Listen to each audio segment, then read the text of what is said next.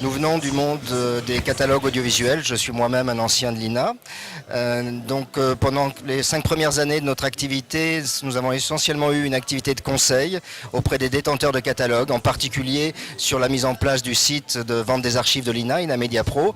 Et puis progressivement, nous sommes allés vers le développement d'un logiciel de Digital Asset Management qui s'appelle aujourd'hui Opsis Media, nous avons vendu d'abord dans le cadre de catalogues audiovisuels en France et à l'étranger, et à partir de 2008 dans le monde des grandes entreprises. On a commencé en 2008 avec la médiathèque, la vidéothèque de GDF Suez plus précisément, et depuis 2007-2008 nous partageons notre activité entre le monde de l'audiovisuel et le monde des grandes entreprises, avec toujours un même logiciel et un même centre d'hébergement et des fonctionnalités assez proches qui sont finalement d'accepter tous les types de médias en entrée, d'avoir une plateforme documentaire très complète de façon à pouvoir indexer les documents, et ensuite un très grand nombre de fonctions de livraison, que ce soit des livraisons dans des formats professionnels pour réutiliser les vidéos, les images, les documents,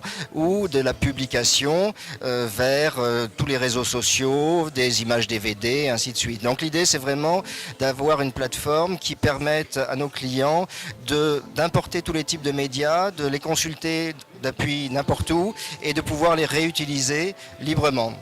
Et donc depuis 2008 avec GDF Suez, nous avons développé cette activité pour les directions de la communication de grandes entreprises, et en 2011 nous avons répondu à un appel d'offres de Colas pour mettre en place leur médiathèque qui intègre vidéo, logo et documents marketing. Toutes les archives sont sauvegardées sur des bandes magnétiques dans un coffre-fort, et donc c'est quand même quelque chose de très important pour les entreprises puisque c'est la pérennité de la production audiovisuelle. Donc la possibilité, par exemple, c'est un grand classique, de faire le journal des 25 ans ou des 50 ans et de récupérer l'ensemble des archives. Chez Colas, nous produisons environ entre 30 et 50 films par an, et tous les chantiers importants sont couverts par des reportages vidéo. La médiathèque du groupe Colas contient environ 1300 vidéos, donc 600 roches.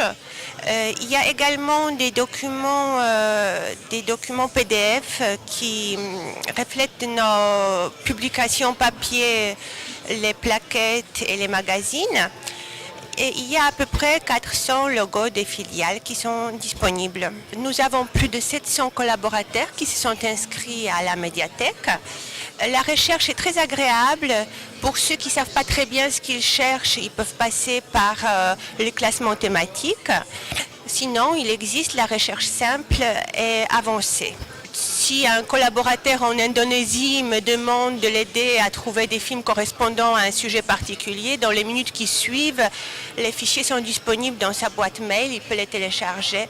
Les producteurs du monde entier uploadent les ProRes directement sur la plateforme. C'est très simple, c'est très rapide. La médiathèque est bilingue, elle est disponible en français et en anglais. Colas a sa chaîne YouTube.